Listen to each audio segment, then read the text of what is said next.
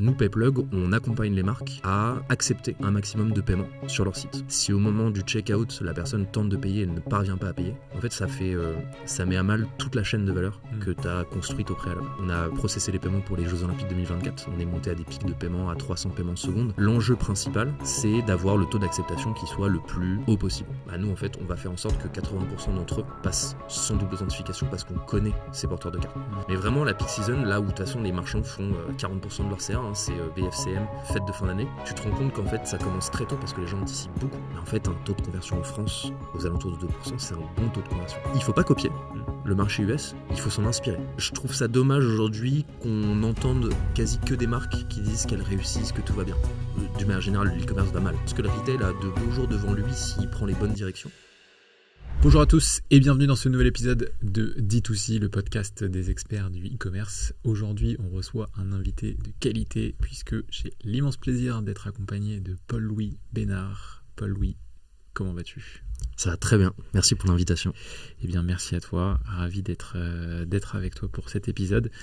Paul-Louis, tu es Head of E-Commerce Partnership chez PayPlug, chez qui tu travailles depuis 2 ans.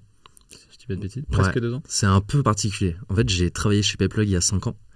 J'ai fait une césure chez un concurrent pendant 2 ans. Et j'ai été rappelé par PayPlug il y a quasiment 2 ans maintenant. Non, il y a un peu plus de 2 ans. Un peu plus de 2 ans, ok. Et bien avant ça, justement, j'avais fait un petit tour sur ton profil LinkedIn. Tu as eu pas mal d'expérience, parce que je les liste, tu me dis si j'en oublie et si je suis dans le vrai.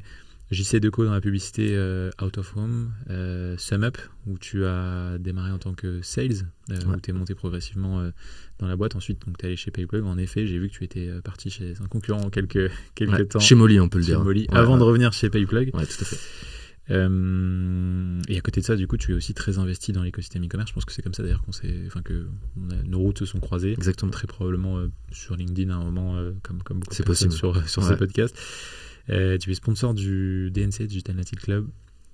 Tu es investisseur également dans les startups comme Pimpan, entre autres, qui sont d'ailleurs passés sur ce podcast et qu'on salue s'ils écoutent cet épisode. Salut Baptiste.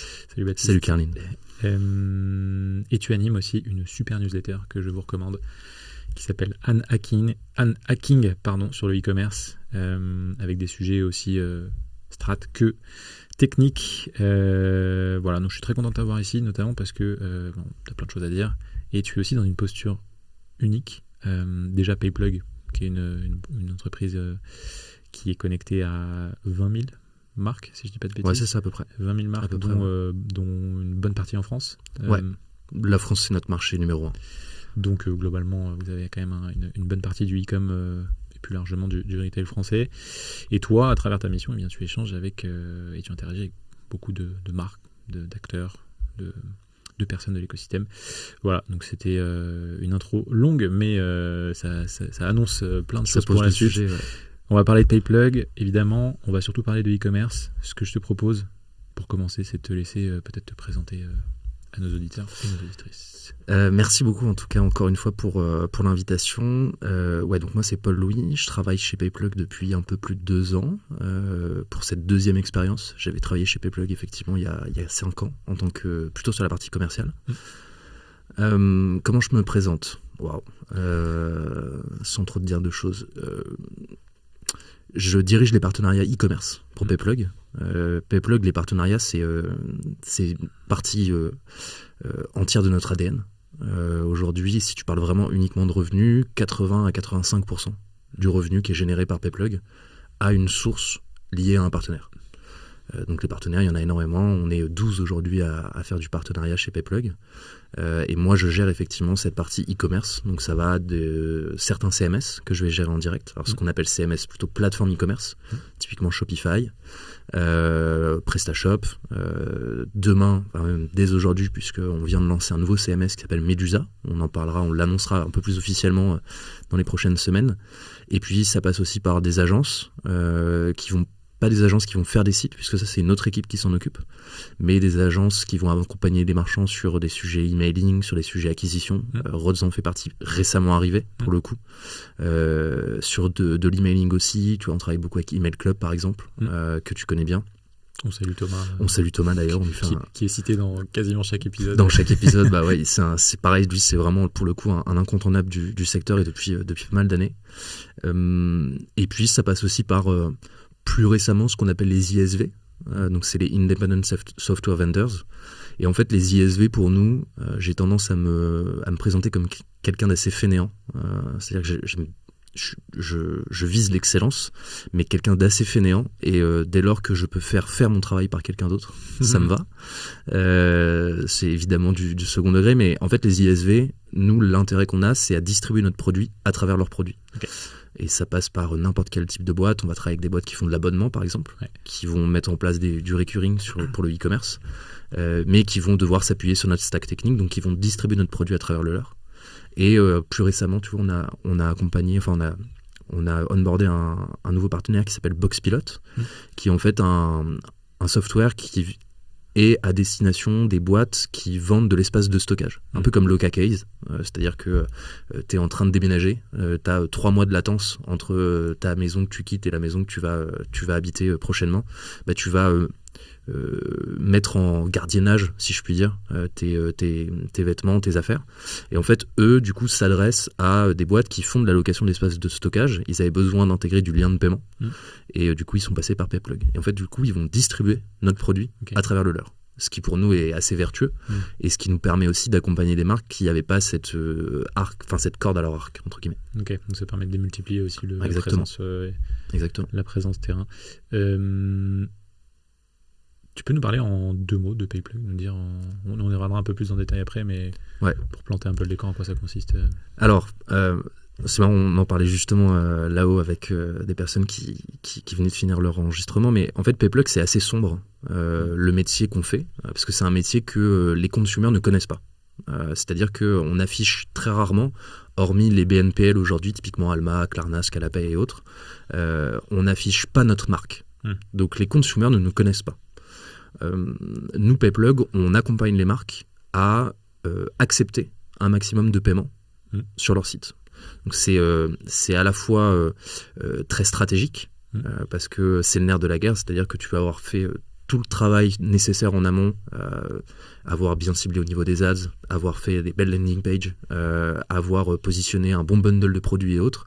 Si au moment du checkout, la personne tente de payer et ne parvient pas à payer, en fait, ça met à mal toute la chaîne de valeur que tu as construite au préalable.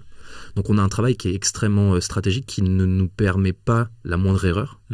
On a des stress tests de temps en temps. Typiquement, on a processé les paiements pour les Jeux Olympiques 2024. On est monté à des pics de paiement à 300 paiements secondes. Donc, en fait, nous, c'est vraiment tout ce qui se passe une fois que la personne a rentré ses numéros de carte. Nous, on agit à ce moment-là. Et on accompagne les marques à la fois sur la partie e-commerce, mais aussi en magasin, puisqu'on a aujourd'hui, tu vois, cette année, on fait 2000 déploiements magasins environ, avec nos propres terminaux de paiement.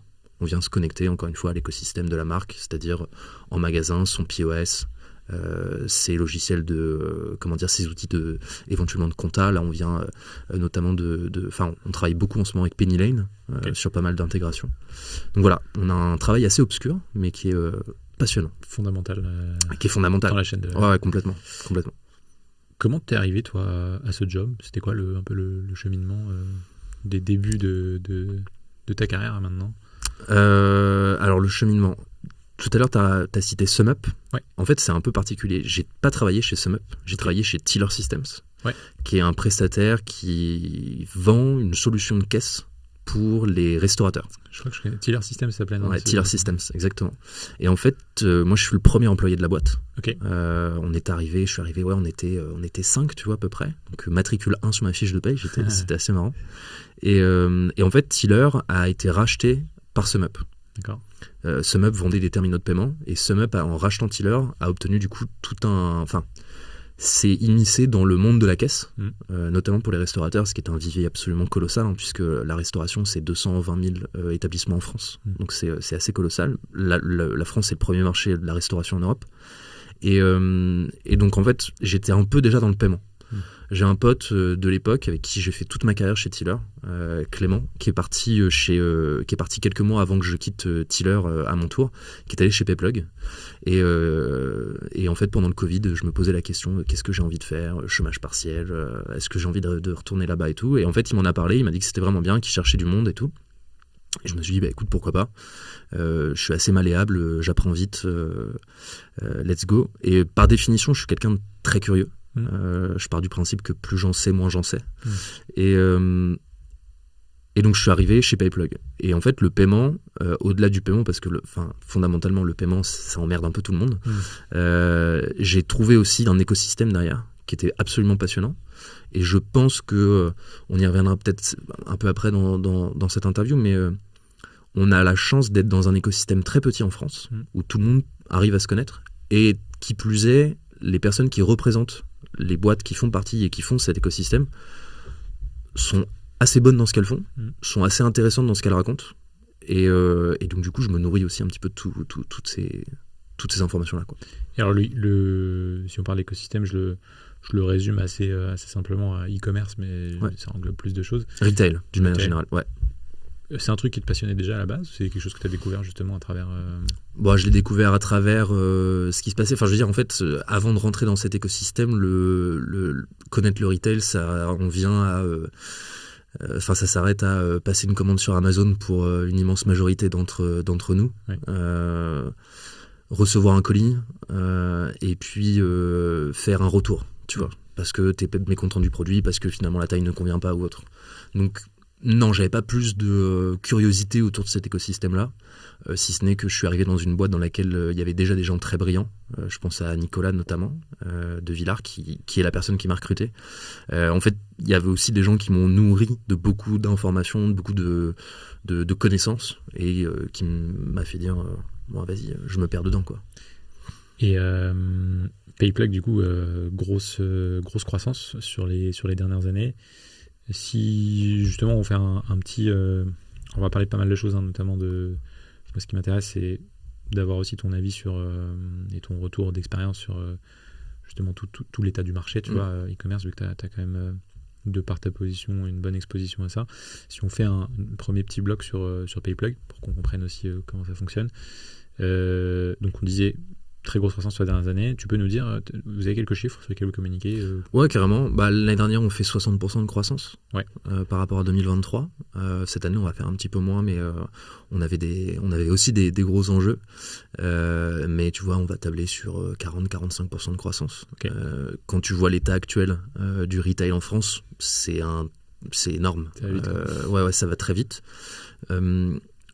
On processe l'année dernière un peu plus de 12 milliards d'euros de chiffre d'affaires, de volume d'encaissement.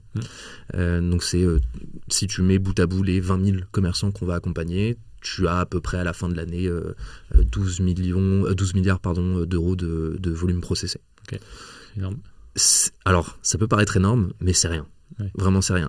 Si tu compares à des boîtes, par exemple, parce que nous, on a un acteur, comme je te le disais, français. Si tu compares, par exemple, à des boîtes comme Stripe, qui est notre concurrent, je vais pas dire numéro 1, mais qui est plutôt notre concurrent historique, en fait, sur la partie paiement en France, du moins. Stripe, à l'échelle globale, mais parce qu'ils font pas que du retail, évidemment, Stripe, ça représente environ 1000 milliards. Ouais, ok. Donc, les 12 milliards qu'on pèse, sur le marché français, c'est beaucoup. À l'échelle globale, c'est rien. Et si tu compares encore une fois après à, par exemple, un PayPal, je crois que PayPal, ça doit être aux alentours de 1600 milliards. Et un JP Morgan, c'est 5000 milliards. Donc le marché est encore grand. Ouais. Après, on n'a pas l'ambition d'aller, de faire les mêmes volumes, de processer les mêmes volumes, en tout cas pas à 3-5 ans qu'un Stripe. On a l'ambition de faire d'être excellent dans ce qu'on processe aujourd'hui, demain, après-demain. Et on le fait de manière excellente. Donc aujourd'hui, tu dis 20 000 clients. Ouais. Vous êtes, donc tu disais, majoritairement en France. Ouais. En fait, on a le marché italien également, qu'on a ouvert. qui est un marché secondaire pour nous. Le marché français reste le marché cœur. On ouvre aussi, on a des équipes maintenant qui se penchent sur ces sujets-là. C'est ce qu'on appelle la stratégie multilocale. C'est-à-dire qu'on a des chargés de partenariat qui vont aller travailler des partenaires en local pour accompagner nos marchands sur leur expansion. Okay. Donc là, on attaque sur le Benelux en ce moment, en priorité avec la Belgique, sur laquelle on est déjà assez fort. On a déjà des marchands assez présents, assez renommés en tout cas dans l'écosystème belge. En Espagne aussi, on fait on accompagne quelques marchands qui pèsent assez. Mais d'une manière générale, la France reste quand même, effectivement, ça doit représenter en volume peut-être entre 80 et 85% à peu près de ce qu'on va processer. Vous êtes combien de personnes chez PayPlug On est un peu plus de 350 aujourd'hui. Ok. Tout le monde en France, du coup Tout le monde à Paris. Ouais, on est quelques-uns dont je fais partie, un peu pèlerin. Enfin, pour le coup, moi pèlerin, parce que je voyage beaucoup avec comment dire, de par mon job qui est en responsable des partenariats. Donc, tu vas avoir des partenaires à droite et à gauche. Tu vois, il y a 2 semaines, j'étais à Nantes. On va à New York en janvier pour un salon. Enfin, on voyage beaucoup côté partenariat. Mais sinon, effectivement, c'est quasiment tout le monde à Paris. Et après, tu as quelques personnes dont je fais partie qui sont en télétravail. Et alors, c'est quoi? Tu parlais un peu de Stripe. Il y en a d'autres.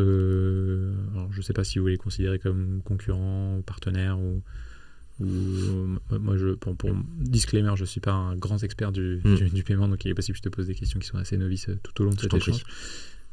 Mais face à un Stripe, un Alma ou ce type d'acteur, c'est quoi la différenciation? Si vraiment concurrence qu'on fait en frontal, tu vas avoir un Stripe, tu vas avoir un Molly, tu vas avoir Adyen. Ça, c'est vraiment les concurrents qu'on va retrouver essentiellement en face de nous sur des appels d'offres. Okay. Ceux avec qui on est le plus en frontal aujourd'hui, ça va être Adyen. Tu parlais d'Alma, j'avais cité tout à l'heure également Scalapay et Klarna. Ça, ce sont des prestataires de paiement sur la partie BNPL, donc c'est Buy Now Pay Later. Ce qu'on appelle nous le paiement fractionné chez nous, puisque en fait le pay later, c'est-à-dire de recevoir ta commande aujourd'hui et de la payer dans 15 ou 30 jours, c'est plutôt Klarna qui l'a démocratisé. C'est ce qui se fait beaucoup en Allemagne par exemple. En France, on est plutôt sur du paiement 2, 3, 4 fois. Et puis après, tu peux étaler jusqu'à 12, 24, 36 fois. On rentre dans du microcrédit en fait. Ça, ce sont plus des partenaires que des concurrents. Okay. Et nous, on a tendance demain, si tu veux ma vision, moi celle que je porte aujourd'hui chez PayPlug depuis que je suis revenu à cette place au sein des partenariats, c'est ma vision est que dans 5 ans, PayPlug doit être un hub. C'est-à-dire un hub auquel un marchand se connecte et qui, lui ou elle, va aller puiser dans toutes les méthodes de paiement qu'on va aller proposer. Et contrairement, enfin si tu mets en parallèle à il y a... je vais dire 4 ans, tu vois, un peu plus de 4 ans, quand j'étais encore chez PayPlug sur ma première expérience, on faisait de la CB Visa Mastercard, point final. Aujourd'hui, on a intégré d'autres méthodes de paiement, on est en cours d'intégration sur beaucoup d'autres également. On a une équipe qui a considérablement grandi, et donc on va aussi dans ce sens-là. Et Alma, Scalapay, Klarna, tous les BNPL, en fait, ont vocation demain à être des méthodes de paiement intégrées dans notre outil. Ok. C'est quoi le plus gros enjeu pour une marque au moment du paiement? Alors, le plus gros enjeu pour une marque au moment du paiement, et c'est un sujet qui malheureusement est encore assez mal compris, intégré par les dirigeants, e-commerce managers ou autres, c'est que le paiement réussisse. Je viens d'une époque... en 2020-2021 où le e-commerce a explosé dans tous les sens. Le Covid a énormément facilité cette explosion. Tout le monde ne voulait que de l'UI. C'est-à-dire on voulait en gros une page de paiement intégrée la plus jolie possible et autres. On se rend compte aujourd'hui qu'une personne, quand elle veut payer, elle va payer. Quand elle est conquise par le produit, par tout ce que tu as raconté au préalable sur les pages produits ou autres, si elle veut payer, elle va aller payer. L'enjeu principal, c'est d'avoir le taux d'acceptation qui soit le plus haut possible. Il n'arrivera jamais à 100. Le taux d'acceptation, je reviens rapidement dessus pour ceux qui connaîtraient pas cette notion, c'est le nombre de personnes ayant validé un paiement sur le nombre de personnes ayant tenté un paiement. Okay. à différencier du taux de conversion, qui est le nombre de personnes qui ont acheté versus le nombre de personnes sur le nombre de personnes qui ont visité le site, qui sont arrivées sur le site. Le taux d'acceptation, c'est vraiment, nous, c'est notre North Star en paiement, c'est ce sur quoi on est challengé au quotidien, c'est d'avoir un taux d'acceptation qui soit le plus haut possible.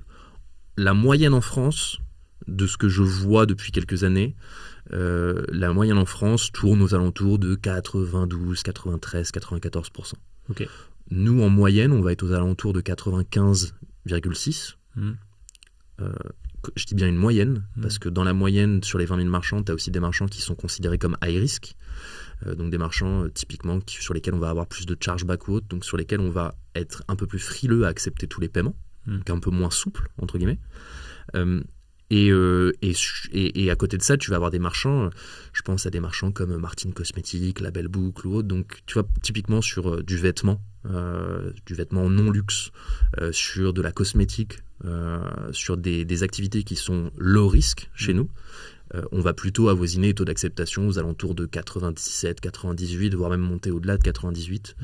Les derniers taux qu'on affiche là sur un marchand par exemple comme Martin Cosmétiques, on dépasse les 98,4%, alors, ce qui est énorme. Question de novice, qu'est-ce qui cause une non-acceptation d'un paiement ? C'est quoi les différentes possibilités ? La première raison d'échec d'un paiement, c'est le 3D Secure. En fait, c'est la double validation. Donc la notif que tu as sur ton téléphone. Exactement. Alors pour plein de raisons. La première, ça peut être par exemple, ah bah tiens, on m'envoie, ça m'arrive encore régulièrement, je suis dans le train, moi qui prends le train, j'arrive à un endroit où je suis sur le site, je suis en train de naviguer, je fais un paiement, j'arrive à un endroit où il y a moins de réseau. L'application bancaire m'envoie une notification et hop, je dois aller valider. Bah, le problème, c'est que là, je peux pas valider. Donc mon paiement est échoué. Mais c'est pas du fait de lui ou autre. C'est du fait du prestataire de paiement, enfin, en tout cas de la mauvaise connexion à ce moment-là. Donc le 3D Secure, c'est un autre cas, mais moi pour moi le cas le plus emblématique, c'est je suis sur mon ordi le soir, je me suis fait taguer je me suis fait avoir par une pub. Je me suis fait target par une pub. Je suis sur mon ordi, mon téléphone est branché à l'autre bout de la pièce en train de charger. J'ai un 3D Secure qui se déclenche parce que j'ai procédé à un paiement et en fait j'ai la flemme. Je ferme mon ordi, je dis allez vas-y je le ferai plus tard. Et là t'es passé à côté d'une vente. Et juste parce qu'en fait il y a eu une double authentification. Alors loin de moi l'idée de dire que la double authentification n'est pas nécessaire parce qu'elle est vitale. Il faut aujourd'hui réduire la fraude en ligne. Plus tu as de paiements, c'est mathématique. Plus tu as de paiements en ligne, plus tu as de trafic, plus tu as de fraude. C'est mathématique. Et nous, en fait, notre rôle, c'est pour ça qu'il est assez stratégique, c'est qu'on a le cul entre deux chaises. On doit à la fois satisfaire le marchand de sorte à accepter le plus de paiements possible. Et en même temps, on a le devoir de faire en sorte de réduire le taux de fraude. Donc là, tu dois jouer avec les deux. Tu dois jouer à la fois avec le marchand qui est pas content parce qu'il y a trop de paiements échoués, et en même temps, tu dois jouer avec la banque qui te dit les gars, attendez, là vous passez, là il y a des risques de fraude. Voilà. J'essaie de le simplifier au maximum parce que évidemment, tu as tout un écosystème derrière qui foisonne, qui est très riche et qui communique énormément, mais c'est un peu comme ça que ça se passe. Donc ça, c'est la première raison d'échec. Et après, tu as les raisons d'échec traditionnelles, c'est-à-dire que, tu vois, en fin de mois, par exemple, on voit toujours une baisse du taux d'acceptation, parce que les cartes ont atteint leur limite de transaction, parce que les plafonds de compte sont atteints, parce que tu as plein de choses, en fait, qui peuvent se passer. C'est intéressant. Et du coup, il y a des réponses à ça. Comment tu peux, typiquement, si tu reprends le cas très, très, très, très bateau, mais qui, pour le coup, je me suis totalement reconnu dedans parce que ça m'est déjà arrivé. T'as pas de connexion, t'es dans le train, ou t'es... Ouais, complètement. Alors, la réponse, c'est... en tant que prestataire de paiement, Payplug, et en tant qu'acquéreur, nous, en fait, alors, encore une fois, sans entrer dans trop de techniques, je vais essayer de la jouer très simple. Début des années 2010, les banques se disent « Oulala, le e-commerce est en train de péter le plomb dans tous les sens, il y a plein de marques qui montent en e-commerce, etc. Bon, il va falloir qu'on fasse attention à la fraude. » On lance la DSP1. DSP1, c'est en gros une série de règles qui font que on va limiter la fraude en ligne. La première d'entre elles, la première mise en application, c'est, et tu l'as connu certainement, je fais un achat en ligne, je reçois un SMS de ma banque avec un code unique à 6 chiffres. Je dois rentrer ce code dans la page de paiement sur le site. Ça, c'est la DSP1. Le problème, c'est que la DSP1, elle ne s'adapte pas aux évolutions, puisque si tu te fais voler ton sac avec ta carte, avec ton téléphone, en fait, tu te rends compte que n'importe qui ayant ton code de téléphone peut recevoir le SMS de la banque et donc aller procéder au paiement. Donc, fin des années 2010, il y a la DSP2. La DSP2, c'est une identification biométrique. C'est-à-dire qu'on n'identifie plus la personne par un code unique reçu par SMS, on l'identifie par un Face ID ou un Touch ID. Okay. Voilà. Donc ça, du coup, ça va réduire considérablement cette fraude-là.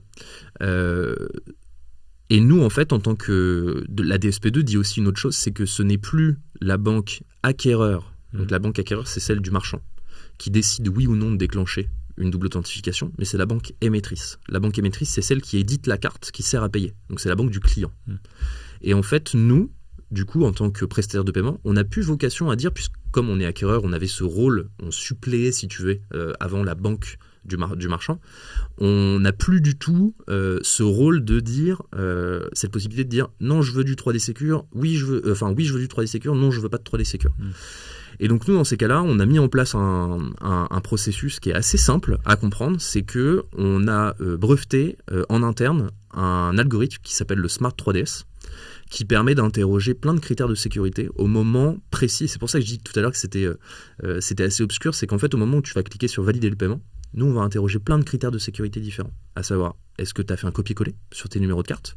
Est-ce que tu es sur une adresse IP publique ou privée? Typiquement, tu me disais dans le train, là dans le train, tu es sur ton adresse IP privée, puisque tu es en 5G sur ton téléphone.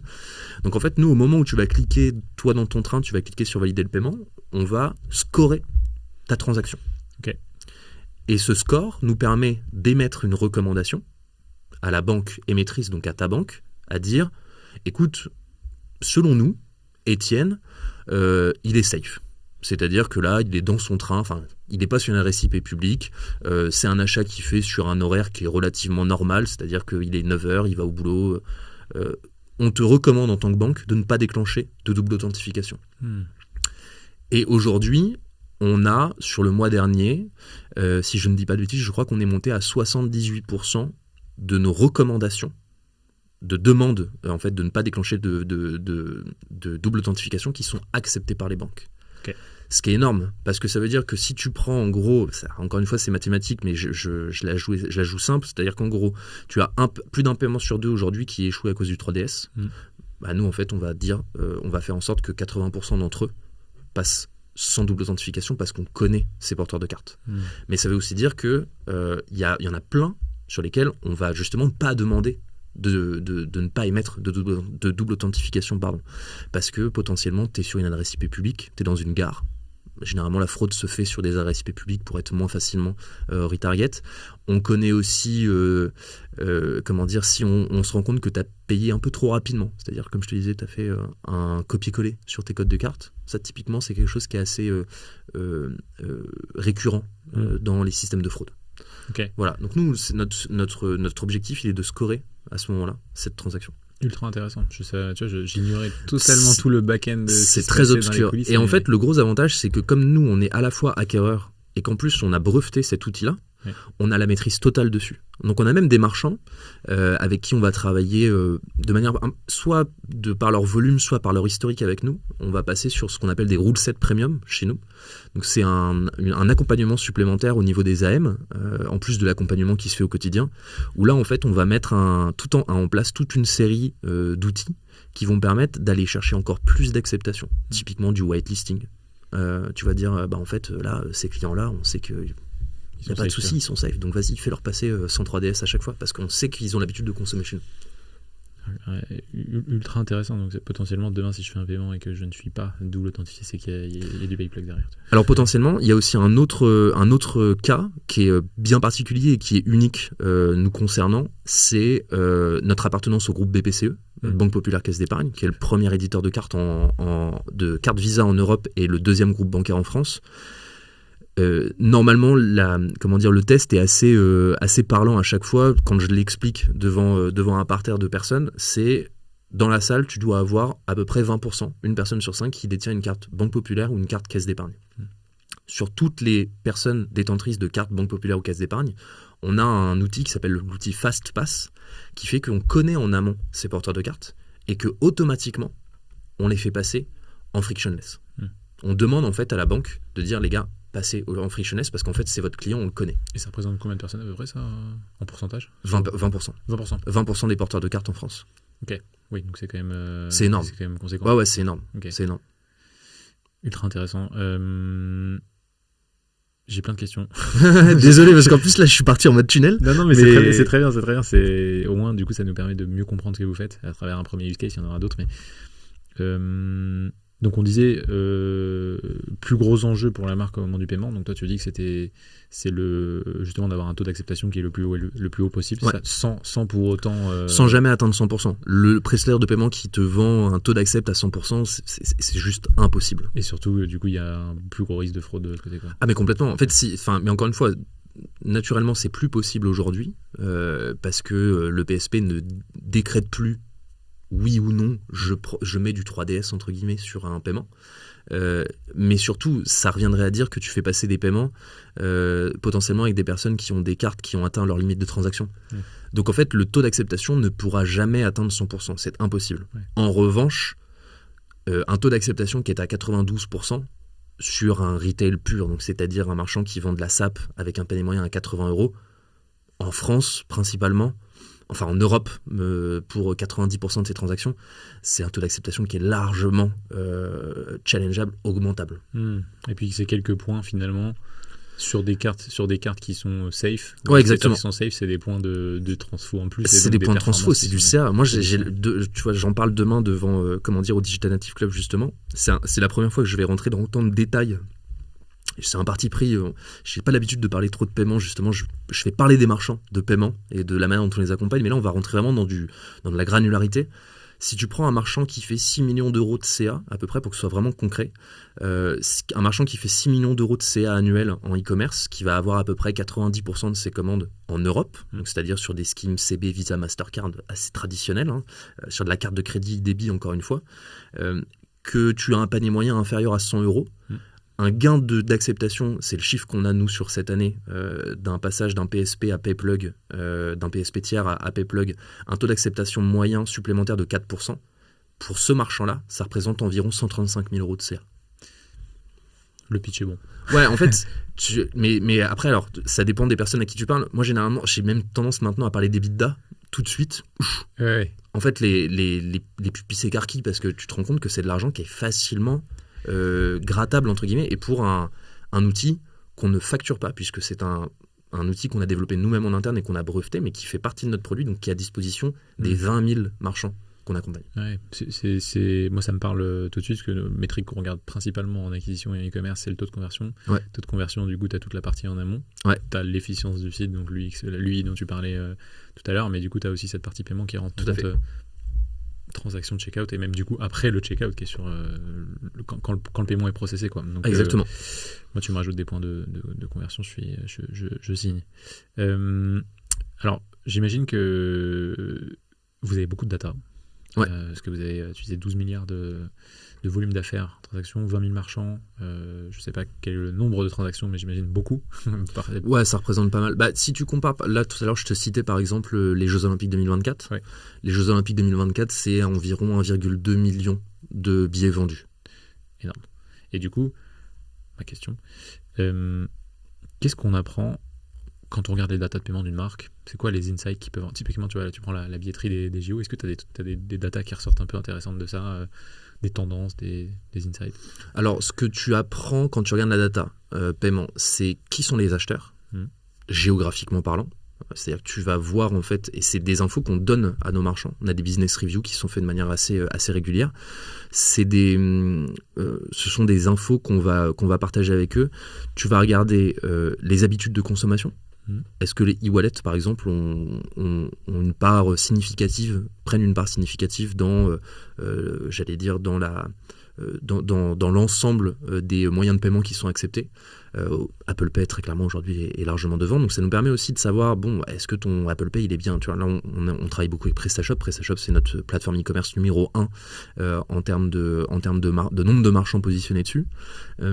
Sur PrestaShop on a un module qui permet de mettre Apple Pay à la fois sur les pages produits mais aussi sur le panier. Et après évidemment en checkout en tant que méthode de paiement. Et en fait c'est là qu'on se rend compte aussi, on se dit là en fait ton Apple Pay il est bien mais il pourrait être plus haut, où est-ce que tu l'as positionné? Ok, bon, on voit que en fait toi tu vends 2,4 produits par panier et pas moins de 2.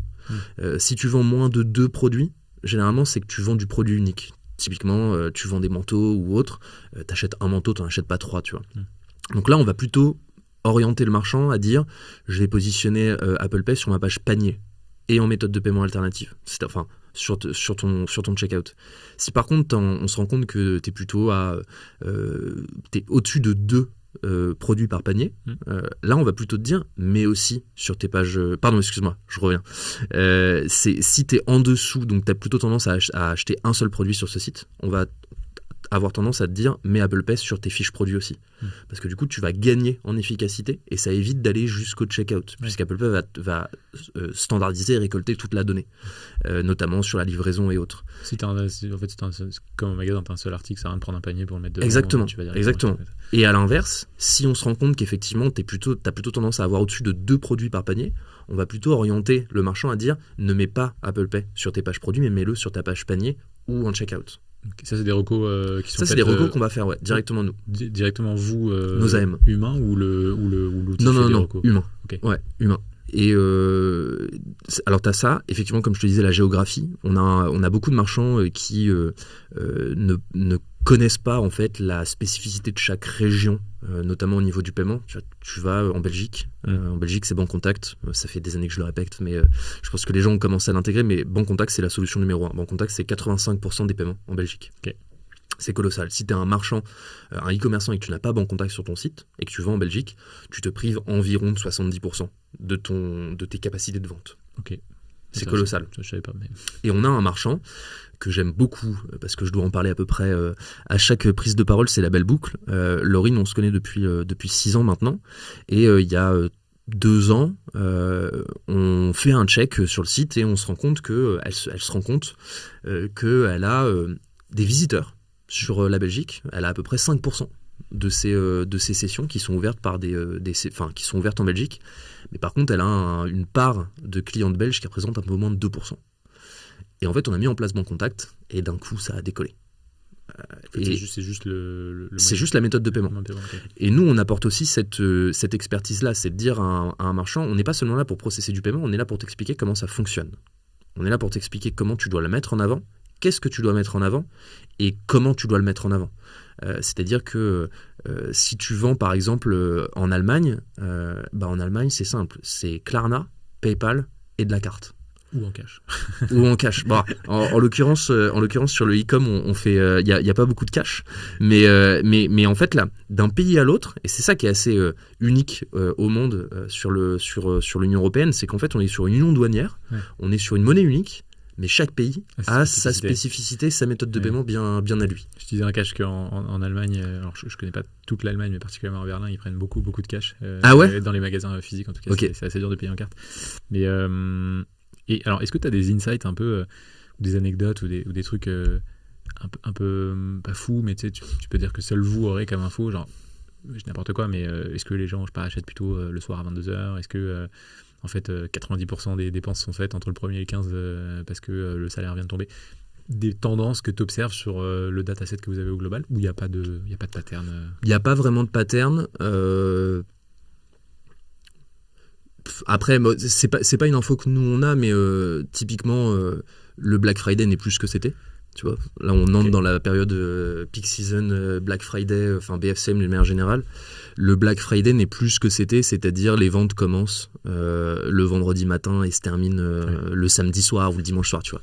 En fait, maintenant, ça s'étale sur 2 semaines. On a même parlé de Black Month, c'est même... Le Black Month, ils sont allés plus loin, ils ont parlé de Black Quarter.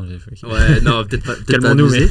Mais effectivement, de toute façon, t'as la Black Week, historiquement, c'est Black Friday, ensuite t'as BFCM, Cyber Monday.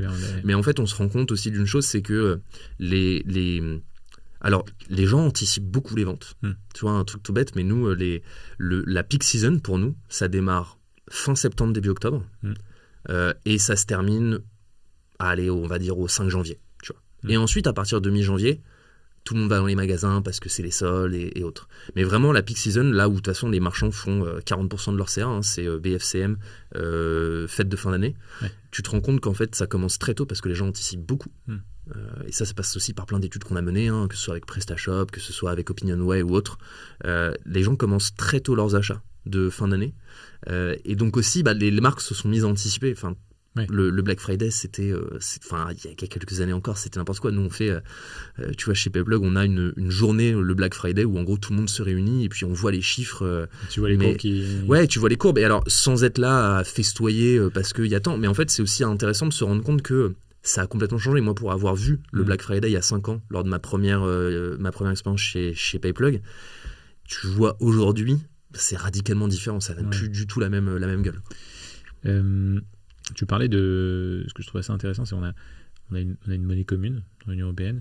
L'euro, tu disais qu'il y a des différences dans les modes de consommation, dans les modes de paiement. Nous, on le voit même sans parler de paiement, on le voit nous juste dans les simples manières d'acheter. Tu vois, c'est très différent. Tu as plein de notions, pouvoir d'achat, tu as les habitudes de consommation, la manière dont tu présentes les produits, ce genre de choses d'un point de vue market. D'un point de vue paiement, c'est quoi les différences majeures que tu vois par exemple entre la France et d'autres pays? Le moyen de paiement, c'est le premier. On achète moins en fait. Tu vois, moi, tu l'as rapidement évoqué tout à l'heure, mais j'ai une newsletter et je vais beaucoup m'inspirer, je vais beaucoup fouiller ce qui se passe aux US. On achète beaucoup moins. Enfin, je veux dire, le taux de conversion, j'en parlais encore la semaine dernière avec un partenaire cher client qui a aussi une petite activité à côté, qui a un site e-commerce, et son associé qui gère le site, elle lui dit en gros, je comprends pas, on a un taux de conversion qui est à moins de 2%. Mais en fait, un taux de conversion en France, aux alentours de 2%, c'est un bon taux de conversion. Ça peut être mieux. Ça dépend sur quelle... Ça dépend sur quelle verticale, évidemment. Mais je veux dire, si tu prends vraiment une moyenne globale, je veux dire, 2%, c'est pas dégueu. C'est correct. Moi, j'ai vu des marchands avoir des taux de conversion à 0,9%, tu vois, et s'en contenter, entre guillemets, parce qu'en fait, c'est des machines d'acquisition, et en gros, ça bastonne de l'ads non-stop, et ça fait tomber. C'est juste que tu compares avec les États-Unis, on a, le marché français, véritablement, on achète beaucoup moins. On a beaucoup moins la fièvre acheteuse. On achète beaucoup moins facilement. Tu penses que c'est une question de plutôt côté consommateur, ou c'est juste des marchands qui sont peut-être pas, ou un mélange des deux, tu vois, des marchands qui sont pas aussi pushy que tu vois peuvent être les US qu'on regarde beaucoup. On a des marques pushy en France. Je vais pas les citer, mais j'en connais pas mal qui sont très pushy sur la manière de vendre, et qui d'ailleurs s'inspirent beaucoup de ce qui se fait aux États-Unis. Mais je pense que c'est assez c'est sociétal, quoi. On a tendance, je trouve en tout cas, moi, l'acheteur français est moins vif, entre guillemets, que quand tu vas aux US. Enfin, je me souviens encore de cette scène. On est allé à New York il y a quoi, c'était il y a 5 ans, un peu moins de 5 ans, et tu voyais les gens dans le métro. T'avais les pubs, tu sais, dans le métro new-yorkais, t'as les pubs et t'as les QR codes un peu partout. Les gens prenaient les QR codes et ils achetaient direct. Enfin, et on parlait de... Alors, je me souviens très bien de cette pub, j'ai jamais pu retrouver le nom de la marque, mais je me souviens très bien, c'était des têtes des oreillers. C'était l'époque, en fait, où le pilot a explosé dans tous les sens. Les gens achetaient des oreillers depuis le métro, tu vois. Enfin, j'ai jamais vu ça en France. Et je pense que c'est assez... Enfin, c'est dans nos us et coutumes... Enfin, non, plutôt, c'est pas dans nos us et coutumes. On a tendance à être plutôt réfractaire au moment du paiement. On va revoir un produit 3-4 fois. Moi, ça m'arrive tout le temps d'aller réessayer un vêtement ou autre, tu vois. Tu vas checker si tu trouves pas moins cher. Potentiellement, ouais. Intéressant. On a un problème avec l'argent en France. Et oui. C'est un autre sujet. C'est un autre sujet, mais on pourrait faire tout un épisode là-dessus. Ouais. Peut-être qu'on le fera pour le 100e épisode, on verra hors série. Intéressant, donc différence France-US, on va y revenir, mais ça m'intéresse de creuser ça, mais on parlera peut-être un peu tout à l'heure.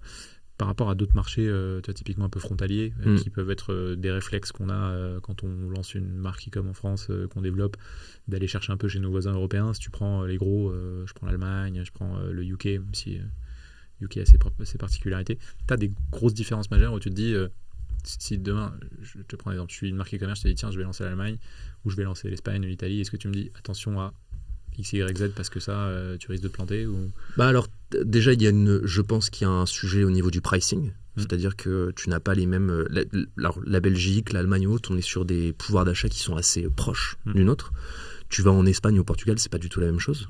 Donc, je pense qu'il y a un positionnement pricing qui est aussi à travailler en amont. Mais ça qui est assez... qui est propre aux marques, c'est à elles de travailler là-dessus. Dans les habitudes de paiement, si on revient vraiment au paiement, si tu vas en Allemagne et que tu n'as pas Klarna, t'es mort, par exemple. Okay. Klarna ou autre solution, mais Klarna essentiellement, qui te permettent de faire du pay later. Ce que je disais tout à l'heure, le pay later, en Allemagne, c'est du paiement à 15 ou 30 jours. C'est-à-dire que les Allemands ont pour habitude d'aller sur un site, de trouver un pantalon qui leur plaît bien et de l'acheter en 3 tailles différentes. Ils commandent les 3 tailles, ils reçoivent les 3 tailles, ils essayent les 3 tailles, ils renvoient les 2 tailles qui leur conviennent pas. Et une fois que c'est fait, ils sont encaissés uniquement de ce qu'ils ont acheté. Okay, le coût du shipping dans tout ce que ça implique, c'est-à-dire à la fois la livraison mais aussi le retour, en Allemagne c'est absolument colossal. Mais sans ça, tu n'existes pas sur le marché. Okay. C'est la même chose pour PayPal. PayPal a une place gigantesque en Allemagne. Amazon a une place gigantesque en Allemagne. Je ne sais pas si tu l'avais déjà eu à ton podcast, je ne crois pas, mais c'est Michael de Shapert. Si, tu l'as eu. Qui parle beaucoup qui est un expert sur Amazon, moi que je recommande systématiquement quand il y a des questions d'e-commerçants, de marchands qui portent sur Amazon. Amazon a une place en Allemagne qui est colossale. Et je pense que quand tu es une marque, encore une fois c'est mon avis sur le sujet, mais je pense que quand tu es une marque qui veut ouvrir un marché annexe à celui qui est ton marché cœur, ce qui peut être pertinent, c'est de tester sur Amazon, déjà, notamment l'Allemagne. Potentiellement aussi, je me souviens d'avoir eu cette discussion, d'avoir entendu Kabaya en parler à l'époque, c'est d'avoir trouvé un distributeur qui te fait confiance, de lui envoyer une quantité de pièces définie et de voir comment est-ce que ça jauge là-bas. Parce qu'en fait, si tu n'as pas de réseau en Allemagne, par exemple, pour distribuer tes produits, c'est très compliqué de pénétrer le marché. Mais alors, je sais pas comment l'expliquer d'une autre manière, mais j'ai toujours eu cette image de l'Allemand qui roule en Mercedes ou en BMW. Tu vois, en fait, les Allemands se font confiance entre eux. Et donc, il y a besoin aussi d'infiltrer, entre guillemets, sereinement, ce marché-là. Du coup, tout ce que tu dis, je trouve ça passionnant, et surtout, je me dis, c'est des infos auxquelles tu penses pas toujours et qui peuvent, je pense, à mon humble avis, foirer totalement un lancement sur un nouveau pays. Typiquement, tu parlais de Klarna, c'est quelque chose que tu ne peux pas savoir si tu ne l'as pas déjà expérimenté en allant sur le marché et en te cassant les dents, sauf si tu as cette info de la part de quelqu'un qui maîtrise ce type de sujet-là. Tu vois. Ma question étant, est-ce que vous avez partagé ce type d'insight, tu vois, vous avez des rapports que vous publiez sur un peu les tendances de consommation, les top trucs à faire pour ouvrir de nouveaux marchés ou même à travers vous les recos que vous avez dans vos équipes pour les marchands qui nous écoutent? Ouais, alors on a beaucoup de documents, beaucoup de livrets, des livres blancs énormément. On mène beaucoup d'études aussi. Je t'en parlais tout à l'heure. L'année dernière, on en a fait une d'ampleur avec Opinionway et je crois que c'était PrestaShop. On sort régulièrement des contenus avec des prestataires qui font partie de l'écosystème et qui font cet écosystème. Je sais que Loyoli, par exemple, on est assez proche d'eux pour sortir du contenu. Donc oui, on questionne beaucoup aussi le consommateur sur les habitudes d'achat et autres. Et au-delà de ça, alors tu as les documents, enfin les infos qui sont publiques, mais chaque marchand chez nous est accompagné par un account manager. Et cet account manager, il a à la fois ce rôle d'accompagnement, mais aussi de conseil. C'est-à-dire, on prend les données brutes, On regarde, tiens, là, on se rend compte qu'effectivement, tu as pas mal de cartes qui sont issues de tel pays. Faudrait qu'on mette en place telle ou telle méthode de paiement. Ou alors, si on ne sait pas le faire, et on a aussi cette modestie de dire on ne sait pas tout faire, tiens, on a un partenaire qui pourrait éventuellement t'aider sur cette partie-là. Okay. Mais ça passe vraiment, tu as à la fois le contenu public qu'on va diffuser, mais aussi ce qu'on fait en direct avec les marchands. Le Yoli qui est passé également dans ce podcast, décidément. Tout le monde est passé. On salue Joseph et Michael de chez Part également, s'ils nous écoutent. Rapidement, avant de rentrer un peu dans l'état du marché, même si on a commencé à toucher quelques points, si quelqu'un qui veut en savoir plus, veut savoir comment ça fonctionne PayPlug dans les grandes lignes, tu as un peu parlé d'un point de vue macro, comment ça fonctionnait, mais globalement, c'est quoi un peu ce qu'il faut savoir, comment ça fonctionne en termes de pricing, est-ce que c'est intégré à tous les CMS, c'est facile d'utilisation, en 2 mots? Alors, PayPlug, de base, nous, on vend une API. Donc, on a une API qui est ouverte, qui permet à tout un chacun de venir utiliser notre API, puiser dedans, pour utiliser soit la demande de paiement, soit les champs de cartes ou autre. On a décidé, il y a pas une dizaine d'années, un petit peu moins, de diffuser cette API dans des modules. C'est-à-dire de la mettre à disposition des marchands dès lors qu'ils passent par une plateforme e-commerce. D'abord, ça a été PrestaShop, qui a été un énorme boom pour nous, puisqu'aujourd'hui, PrestaShop, c'est quasiment 10 000 marchands qui utilisent PayPlug. Okay. On a ensuite été le premier prestataire de paiement à développer un module sur Shopify, France, j'entends. Donc en 2019, lorsque Shopify s'est lancé en France, on était les premiers à avoir un module en parallèle du leur, qui à l'époque était construit avec Stripe, il me semble. Donc nous, la manière d'utiliser PayPlug pour un marchand, on est sur une loi de Pareto des familles, c'est 80% de nos marchands sont sur du CMS aujourd'hui, sur de la plateforme e-com, 20% d'entre eux sont sur du custom. Tous ceux qui sont effectivement sur du CMS peuvent intégrer PayPlug en un clic. Nos modules sont directement disponibles dans ce qu'on appelle les App Store, dans une rubrique dissociée des App Store, j'allais dire de masse, mais plutôt sur la partie paiement. Et là, en fait, tu retrouves PayPlug et tu peux intégrer PayPlug facilement depuis ces espaces-là. Okay. On est une solution on est une boîte qui a fait le pari de faire du sans engagement. Parce que, encore une fois, je pense par modestie, comme toute boîte, on a le droit de se planter à un moment et on a toujours besoin d'avoir, moi je pense, c'est le conseil que je donne toujours à un marchand qui a beaucoup de volume, c'est d'avoir une solution de backup. Et si un jour, ça n'arrive pas, je ne le souhaite pas, mais si un jour on devait avoir un souci technique qu'un marchand rencontre, on a cette nécessité de pouvoir offrir une solution à un marchand. Et si cette solution, elle doit passer par gars, va pendant quelques heures sur un autre prestataire le temps qu'on règle la solution, let's go, tu vois, fine. Salut, j'espère que tu passes un bon moment et que l'épisode te plaît. Si tu ne le sais pas encore, la mission de Rhodes, c'est de mettre le e-commerce français sur le devant de la scène. Pour ça, on aide un maximum de gens à se former aux meilleures méthodes du marketing. Et la manière la plus simple qu'on a trouvé de le faire, c'est de diffuser notre contenu au plus grand nombre. La bonne nouvelle, c'est que tu peux nous aider en faisant découvrir ce podcast auprès d'autres personnes. Donc si le contenu te plaît, je t'invite à prendre 30 secondes pour laisser un avis sur Spotify ou Apple Podcast, ou encore à partager cet épisode à un ami par message, en story ou sur LinkedIn. Si tu peux faire ça maintenant, je t'en serai encore plus reconnaissant. Je te prends pas plus de temps. Je te laisse reprendre l'épisode. Un grand merci et bonne écoute. Donc la manière d'utiliser PayPlug, elle se fait sans engagement. Elle se fait au niveau du pricing comme tous les prestataires de paiement aujourd'hui, c'est-à-dire par ce qu'on appelle du blended. Donc nous, on fait quasiment que du blended chez PayPlug. Donc tu as à la fois la partie IC++, qui est de dire je te facture uniquement mes frais, et ensuite tu vas avoir une autre facture qui concerne tous les frais d'interchange, les frais Scheme et autres. Les frais Scheme, c'est Visa, Mastercard, en fait les réseaux de cartes.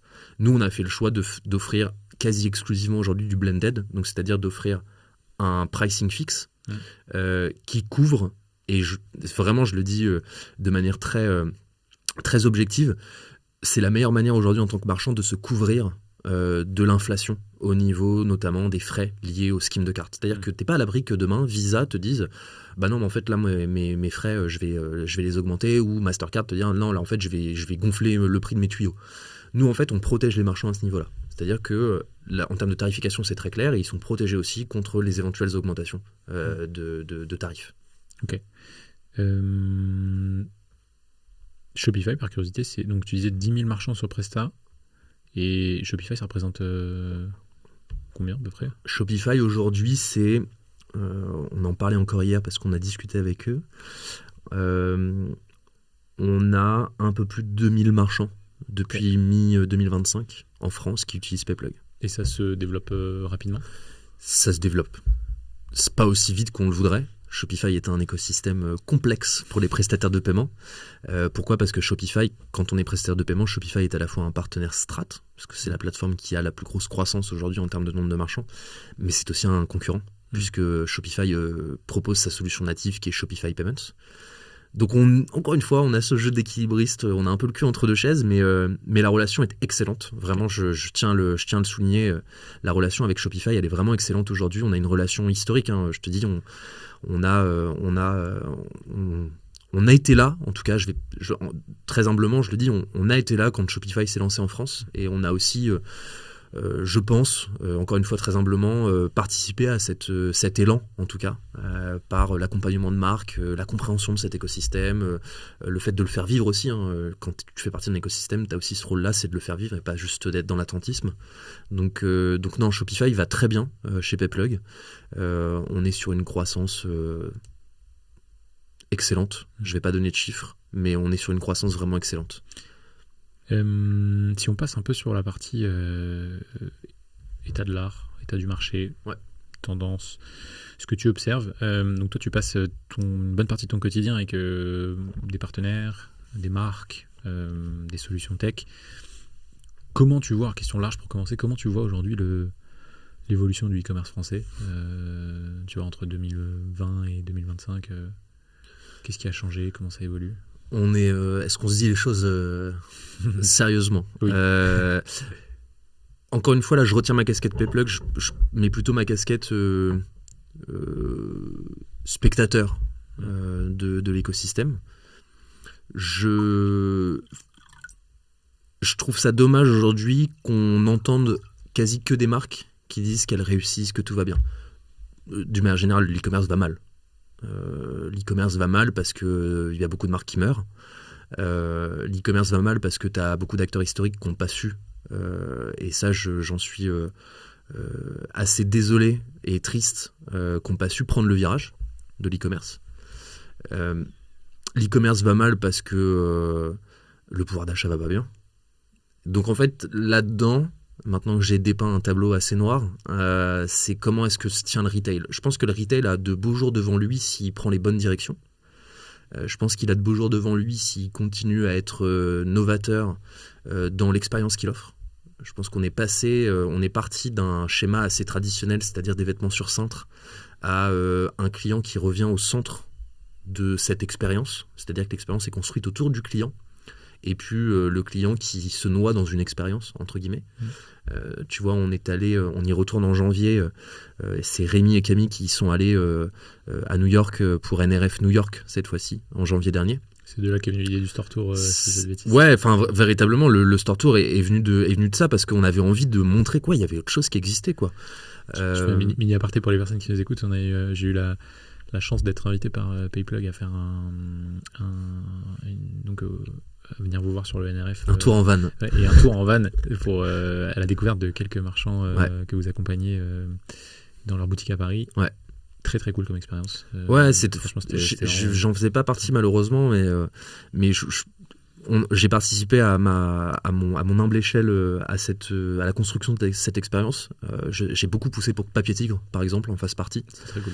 Je suis un fan de la première heure de Papier Tigre, notamment de ce qu'ils ont réussi à construire comme expérience en magasin. Et tu vois, c'est là en fait où je me dis qu'il y a un avenir qui est radieux pour le retail. C'est si les marques réussissent à construire une expérience qui dure parce qu'elle est différenciante. Papier Tigre a compris ça. Quand tu vas chez Papier Tigre, il y a plus de... J'en parlais encore avec Simon de Moon Moon, une agence Shopify, il y a quelques semaines à Nantes. Le Shopify, pour faire le lien avec ce qu'on disait juste avant, Shopify a fait tomber des silos. C'est-à-dire que Shopify a fait tomber le silo qui existait entre le RP, entre la plateforme e-commerce, entre le site, etc., entre la construction, entre les applications. Le retail, avec des marques comme Papier Tigre a fait tomber des silos entre ce qu'on imaginait être le retail et ce que peut être le retail. C'est-à-dire que chez Papier Tigre, tu rentres dans la boutique, tu as les produits qui sont présentés, et derrière le comptoir, tu as les mecs avec le massicot qui sont en train de fabriquer les carnets. Et en fait, je trouve ça fait partie en fait de l'expérience, en plus de vendre des produits qui sont géniaux, en plus d'avoir un ADN fort, c'est-à-dire que c'est une papeterie fabriquée à Paris, des produits fabriqués à Paris, principalement, je crois, si je dis pas de bêtises, je crois des matières recyclées, papier recyclé. En fait, il y a une expérience qui est totalement novatrice et qui fait que c'est une marque qui va très bien. Et c'est aussi pour ça que je disais tout à l'heure, c'est que je suis attristé de voir que beaucoup d'acteurs essentiels à cet écosystème sur les 30 dernières années n'ont pas pris ce virage. Est-ce qu'elles l'ont pas pris parce qu'elles n'avaient pas le temps, parce qu'elles ne savaient pas le faire, ou est-ce qu'elles l'ont pas pris par orgueil, entre guillemets, tu vois, ça je me pose la question. Et Papier Tigre qui a en plus commencé en e-commerce. Et qui a commencé en e-commerce, avec un PrestaShop, qui est resté sur PrestaShop, qui a fait un site qui est génial. Tu rentres sur le site de Papier Tigre, tu n'as pas d'expérience. Moi, je n'ai jamais eu d'expérience équivalente, et c'est en ça que je trouve ça très fort. Je n'ai jamais vécu d'expérience similaire sur un quelconque autre site e-commerce. On a rencontré du coup un des fondateurs pendant ce Maxime, tour, peut-être. Maxime, Ouais. Très probablement Maxime, qui nous a justement parlé de toute l'histoire et de cet attachement qu'ils ont au patrimoine ouvrier, tu vois. Ah, complètement, derrière. ouais. C'est passionnant en plus de discuter avec eux. Et, s'il écoute cet épisode, ce serait un plaisir de le recevoir pour en faire un dédié. Mais très intéressant, je suis assez en phase avec toi et ça me permet de faire une transition avec la question que j'ai après. On parle aujourd'hui beaucoup de D2C. Ouais. C'est un mot qui est un peu dans la bouche de tout e-commerçant et on voit un peu ça comme alors peut-être à tort, hein, mais comme le Graal en disant D2C, pas d'intermédiaire, vente directe avec le client, online, scale infini, des très bonnes marges, etc. etc. Il y a certaines marques qui arrivent, il y en a beaucoup qui ratent, hein, Ouais. mais on était bien placé pour le savoir, on accompagne beaucoup de marques et c'est pas aussi facile que ce qu'on pourrait faire croire. Est-ce que tu trouves aujourd'hui, est-ce que tu as l'impression que c'est saturé? Est-ce que justement, toi, de ton prisme, tu te dis, ok, c'est cool le D2C, mais il faut quand même le tempérer avec d'autres canaux, tu vois, faire du wholesale, faire du Amazon. C'est quoi un peu ton avis sur ça? Bah, si t'écoutes Mickaël, et je pense que il faut l'écouter, Mickaël de Shapert, encore une fois. Et d'ailleurs, pour celles et ceux qui nous écoutent, il faut aller suivre sa newsletter sur Substack, qui est vraiment géniale. Qui s'appelle Amazon, je crois, avec un E. Ouais, c'est ça, Amazon avec un E, ouais. Il faut aller sur Amazon. En fait, on a mais c'est encore une fois, je pense que c'est ce côté un peu français, tu sais, où on a des idées très reçues. Amazon, on voit, il y a des marques qui se disent Amazon, c'est pas pour moi. Mais si, en fait. Amazon, c'est pour tout le monde. Ça dépend de ce que tu fais comme offre. Est-ce que tu vends les mêmes produits sur Amazon que ceux que tu vends sur ton site? Est-ce que tu mets des catalogues dédiés? En fait, il y a le wholesale, d'une manière générale. Alors, est-ce que ça passe par effectivement un intermédiaire comme Amazon, où en fait tu vends en direct quasiment, mais avec un intermédiaire? Ou est-ce que ça passe par du wholesale, effectivement, d'aller faire distribuer tes produits? Je pense que évidemment, chaque marque va avoir ses spécificités et des chemins plus orientés ou autres, mais tous les chemins sont à explorer. Tu prends par exemple une marque que j'aime beaucoup qui s'appelle Umai, qui vend des shampoings solides, qui est rapidement devenue en 2000, je crois que c'est en 2020 qu'elle a lancé ça, qui est rapidement devenue un inconditionnel de cet écosystème du nouveau soin pour cheveux. Elle a construit son business en grande partie sur le wholesale. Moi, Umai, j'ai découvert parce que à l'époque, je scrutais comment ça s'appelait, Ulule. Moi, en fait, j'allais chercher les marques dès qu'elles étaient quand j'étais commercial, première expérience chez Payplug, j'allais chercher les marques quand elles étaient en campagne de crowdfunding. Donc, j'ai rencontré des marques géniales, Cuiso, Muzu ou autres. Je les ai rencontrées là-bas. Et Umai, je l'ai rencontré sur Ulule. Et en fait, ce qui m'a fait tilter, et là où je me suis dit qu'elle avait cassé le truc, c'est que quelques mois plus tard, je suis allé offrir un soin à ma mère dans un institut. Et dans l'institut, il y avait des produits Umai. Et alors évidemment, l'ADN d'Umai, c'est-à-dire un packaging très, très épuré, un produit très chic, très beau, qui est un prix qui évidemment n'est pas accessible à tout le monde. Elle a trouvé en fait une verticale de vente. Et ça a cartonné. Je pense que n'importe quelle marque peut trouver une verticale de vente. Est-ce que ça doit passer par du Amazon? Et encore une fois, il faut vraiment se débarrasser de ces idées reçues par rapport à Amazon. Amazon, sur une partie, effectivement, c'est compliqué. Sur une autre partie, ça permet à des marques de conquérir des marchés. Et là-dessus, vraiment, tous les axes sont à explorer. Donc, ça, c'est intéressant. Et du coup, c'est Umai, la marque ? Umai, ouais. Umai Natural. Umai Natural. Ouais. Donc, comme quoi, on peut encore construire des marques aujourd'hui, pas forcément que sur du B2C, quoi. Ah non, complètement. Des marques très fortes. Qui j'avais d'autres en tête Je me demande si c'est pas Bionoble. Écoute, là-dessus, on va cutter. Mais j'ai une marque en tête. Tu veux que je reprenne ? Vas-y. Ouais. J'ai une marque en tête qui vend effectivement, c'est des huiles essentielles. Ils ont un site e-commerce. Tous les prestataires e-com voulaient aller leur parler. Voulaient en gros travailler avec eux. Il se trouve que sur le site e-com, ils faisaient 5 000 € de CA par mois. Sur Amazon, c'était 98% de leur CA global. En fait, c'est des marques qui ont besoin d'une vitrine. Donc le e-com est une vitrine quoi qu'il arrive. En revanche, à côté, tu vois, je prends...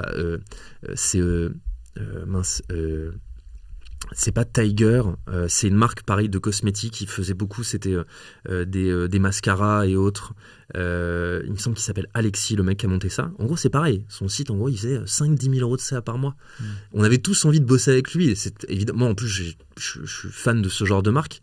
Et en fait, lui, il a commencé à faire des collabs avec plein de réseaux différents, alors des hôtels et autres. Et en fait, il a diffusé ses produits un peu partout, comme ça.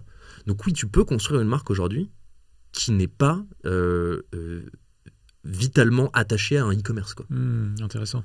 C'est pas le seul canal, quoi. Non, complètement. Est-ce que dans les marques qui fonctionnent, que toi tu vois, que vous accompagnez, tu dois en avoir qui se démarquent d'autres, qu'est-ce qui fait qu'elles fonctionnent ? Qu'est-ce qu'elles font de différent par rapport aux autres marques ? Est-ce que tu as des éléments qui reviennent, un truc qui te passe par la tête là ? L'élément qui revient, c'est, et c'est le conseil que je donne systématiquement quand on m'en demande en e-commerce, le e-commerce est riche d'une chose, c'est de pouvoir tester. En e-commerce, tu peux tout tester.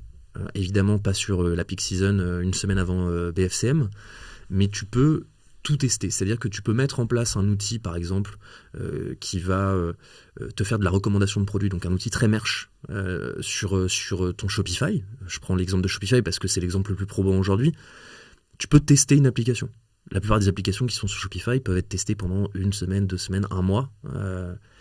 C'est la richesse en fait de ces... Et ce qui revient beaucoup chez des marques que je rencontre et qui fonctionnent bien, c'est cette capacité qu'elles ont et cette ouverture d'esprit à tester les choses. Ça marche, tant mieux, on continue. Ça marche pas, on cut. Et après, ce qui revient beaucoup aussi dans les marques qui fonctionnent, c'est les marques qui sont focus. Mais vraiment qui sont ultra focus. Qui se disent, là, je vais ouvrir un réseau retail. Bah, j'ouvre un réseau retail, tu vois. La Belle Boucle, encore une fois, pour revenir sur eux, ils ont ouvert donc ils se sont lancés en e-commerce. C'est une marque qui fait 8 millions de CA annuels aujourd'hui en e-com, en dépensant quasiment 0 € en ads, puisque c'est une machine organique. Sur le réseau boutique, elles sont... Enfin, c'est chirurgical. C'est-à-dire qu'ils trouvent un emplacement. Tous leurs prestataires sont déjà présélectionnés parce que c'est eux qu'ils ont testé dans les magasins au préalable et qui fonctionnent. Ils savent, si je te prends uniquement la partie Payplug, il y a un mail qui est envoyé. 1 semaine plus tard, la domiciliation bancaire, elle est créée, le TPE, il est dans le magasin. Enfin, c'est vraiment chirurgical. Et je pense que c'est des marques aussi pour ça qu'elles fonctionnent, qu'elles réussissent, c'est qu'elles sont focus. Et s'il y a un truc qui fonctionne, on y va à fond. Et on change pas de cap tant qu'on l'a pas. Voilà, c'est ça. Et on est précis. Et la précision, c'est indispensable aujourd'hui. Je recevais encore, pas plus tard que ce matin, une marque sur le podcast. Donc, je vais pas faire de spoiler. Normalement, ce sera sorti avant cet épisode, mais sait-on jamais. Très jolie marque qui a fait un 0 tout 25 millions en quelques années. Et ce qui revenait dans les échanges, c'est focus. Ils se sont mis, complètement, ouais. ils ont mis tous leurs efforts sur un seul truc. Alors, parfois à outrance, tu vois, en me disant j'oublie et volontairement je me prive d'autres opportunités, mais je me focalise sur un truc et je vais jusqu'au bout et après je passe à l'autre, quoi. L'année dernière, on avait co-organisé un événement sur lequel on avait eu la chance d'entendre une marque que j'aime beaucoup et qui prend rarement la parole, donc c'est dire cette parole elle est précieuse, c'est Caval. Caval, c'est une marque qui a eu une belle dynamique, qui est quasiment morte et qui a été relancée par un des cofondateurs historiques. aujourd'hui, c'est une marque qui fait plusieurs dizaines de millions d'euros de chiffre d'affaires. Et le gars te dit, en gros, on est 6 dans la boîte, mais on a essuyé tous les process. Et aujourd'hui, on est focus. Mais vraiment, on a des process qui sont écrits, on ne bouge pas d'un millimètre, et ça fonctionne. Qu'est-ce que tu penses du modèle DNVB ? Est-ce que tu penses que c'est encore un modèle viable ? Typiquement, une marque qui prend un produit ou une ligne de produit ou une verticale, qu'elle le creuse jusqu'à ce que mort s'en suive, entre guillemets, qui retarde au maximum son ouverture de magasin possible en fait, ça dépend de ce que tu cherches en tant que marque, en tant qu'entrepreneur. Est-ce que tu cherches à créer une marque pour faire du cash ou est-ce que tu cherches à fabriquer une marque qui va s'inscrire dans la durée ? Dans les deux cas, oui, ça fonctionne encore. T'as des marques aujourd'hui qui font 1 million d'euros de CA par mois, mais qui vivent à perfuser à 750K dépensés dans les ads, tu vois. Je pense que, dans ton métier, tu dois en voir. T'as dû en voir. Ça existe. C'est éprouvant, je pense, parce que le jour où ça fonctionne pas, le jour où tu casses un petit truc, en fait, tout s'effondre. Sans la citer, t'as cette marque qui faisait 100 millions d'euros de chiffre d'affaires sur Shopify, et puis le jour où ils ont coupé les ads, ils sont tombés à l'équivalent de 30 000 euros par mois, quoi, tu vois. Donc en fait, tu peux casser un système si effectivement tu bosses sur si en tout cas ta vision c'est de créer une marque comme ça. Tu peux aussi être une DNVB forte. Je pense à Dijo par exemple. Dijo, c'est une DNVB qui est très forte aujourd'hui, qui commence à être vendue, si je dis pas de bêtises, dans des pharmacies. Mais historiquement, Dijo, c'est une marque qui s'est faite sur le e-com, qui est devenue très forte, qui a créé sa communauté d'ambassadeurs, d'ambassadrices, et qui a tout démonté, quoi, tu vois. Et qui est là pour s'inscrire dans la durée. Maintenant, la DNVB qui reste focus en online, qui n'est pas revendue et qui n'a pas de point de vente en propre, non, je pense que sa durée de vie est fortement limitée dans le temps. Je suis assez d'accord. Nous,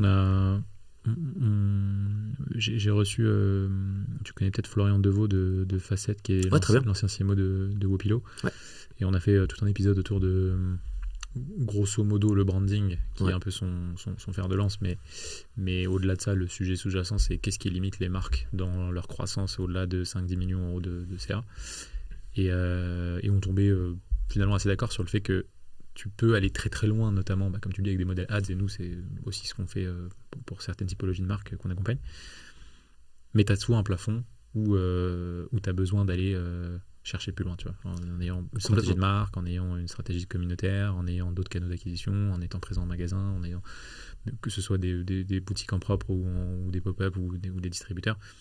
Et donc en fait, je pense que tu résumes ça assez bien. Ça dépend de ce que tu veux faire finalement. Est-ce que tu veux ça dépend de ce que tu veux faire. Creuser le modèle très vite et ensuite vendre et ciao. Je veux dire, on en voit suffisamment des mecs sur LinkedIn qui t'expliquent qu'ils font 10 millions d'euros de chiffre d'affaires annuel alors qu'ils sont tout seuls.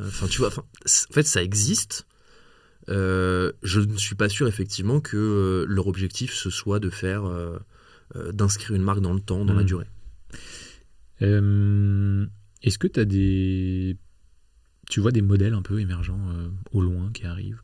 Tu as des nouvelles typologies de marques qui se créent où tu te dis ah tiens, ça n'existait pas avant, c'est cool. Peut-être des marques que tu scrutes, ce que tu te dis. Alors, c'est des marques que je scrute. Il n'y a pas de type. Enfin, oui et non. Le non-genré en cosmétique est quelque chose qui vient fort. Okay. Est-ce que le marché français est prêt à englober ça? Je sais pas. Les États-Unis sont en train de l'éprouver aujourd'hui et c'est renversant. T'as des noms de marques J'ai un nom de marque qui va certainement me revenir, dont j'ai parlé plusieurs fois et dont j'ai oublié le nom. Je vais essayer de le retrouver. C'est la marque d'Evan Mock et c'est... j'ai oublié. Je vais essayer de rechercher. On la trouvera. On la trouvera. En fait, je vois pas, si tu veux, j'ai pas la prétention de dire je vois tel truc qui va arriver et dans 5 ans ça va renverser le bazar. Je pense que il y a un conflit générationnel aujourd'hui dans les conflits qui est pas nécessairement grave. il y a un conflit générationnel entre les millennials et la Gen Z. Gen Z, même plutôt génération alpha. Les attentes ne sont plus les mêmes aujourd'hui. Et il y a des marques qui arrivent à parler autrement, mais qui du coup font qu'on a des sites auxquels parfois on comprend rien, quoi, tu vois. Moi, la première fois où je suis tombé sur ce site justement, dont j'ai encore une fois oublié le nom, je me suis dit waouh, c'est une claque, à la fois en termes de visuel, en termes de proposition. Coup de vieux. Ouais, j'ai pris un coup de vieux. J'ai pris un coup de vieux. Et en plus, avec une musique, tu vois, en fond sonore sur des vidéos, t'avais une musique qui est une musique des années 2000, qui était accélérée. Donc un truc, tu sais, un peu K-pop, limite, tu vois. Et je me suis dit, waouh, ça y est, je viens d'avoir 30 ans, c'est chaud.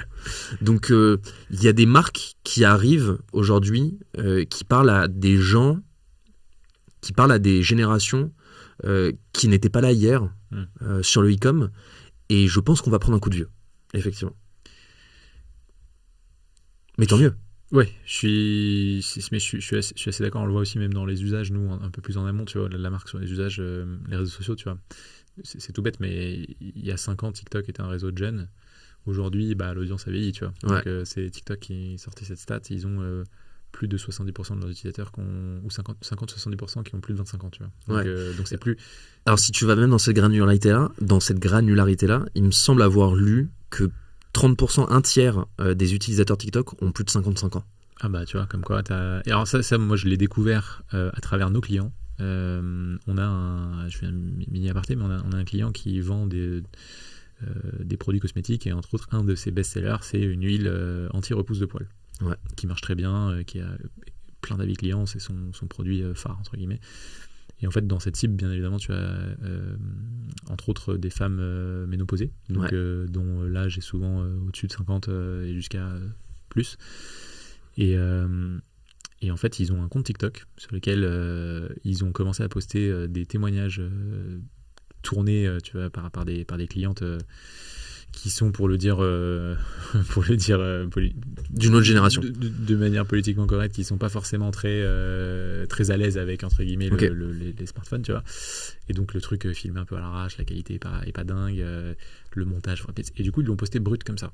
Et en fait t'as des vidéos organiques, hein, qui ont des 500 000 vues, et t'as des centaines de commentaires de personnes qui sont, mais du coup tu vois, qui se retrouvent là-dedans, donc qui ont 50, 60 et plus. Et en fait, ce type de pub, enfin ce type de créa, on s'est dit, mais ça veut dire qu'il y a une audience, tu vois, qui est assez âgée, entre guillemets, ou senior sur cette plateforme-là. Donc on en a fait des pubs. Et du coup, aujourd'hui, tu as une grosse partie enfin pas une grosse, mais une bonne partie des ads qui partent sur cette cible-là, sur TikTok, parce qu'en fait, tu as une audience qui est présente. Donc plein de surprises. Ouais, non, plein de surprises. Ça me fait penser au Beauty Day. Donc c'est une journée qui est dédiée au secteur de la cosmétique, qui est organisée dans le cadre du Digital Native Club. Ouais. Et c'est la 3e année consécutive où on l'a fait chez Google. Et en fait, chez Google, on a une personne qui est là-bas, qui intervient chaque année et qui scrute les tendances de recherche, les trends en fait de Google, dédiés ou focus en tout cas sur la partie cosmétique. C'est incroyable. Ouais. Et c'est presque effrayant à certains égards. Je pense qu'on va en parler aussi, mais il y a plein de choses qui arrivent, notamment avec l'IA, ChatGPT. J'essaie de refermer les tiroirs avant d'en ouvrir d'autres, parce que sinon t'as raison. On peut y passer des heures. C'est quoi un peu les enjeux que tu observes chez les marques que vous accompagnez aujourd'hui, que ce soit paiement ou autre, mais de manière générale, tu vois, sur leur stratégie e-com? Est-ce que tu as des sujets qui reviennent, des questions qui reviennent, des interrogations, des problématiques communes, tu vois, où tu te dis, ça c'est des points... Très lié à nous, c'est la profitabilité. C'est d'ailleurs l'objet de notre prise de parole demain, encore une fois dans le cadre du DNC, mais l'enjeu de la rentabilité, aujourd'hui, il est vital. Les marques l'argent ne coule plus à flot. Les marques sont dans une logique aujourd'hui de renta.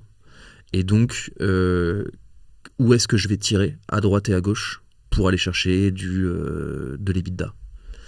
Et nous, aujourd'hui, on est vraiment rentré, on vient de signer un groupe de marques dont je ne dirai pas le nom, mais de marques installées dans le paysage retail en France depuis quasiment 50 ans.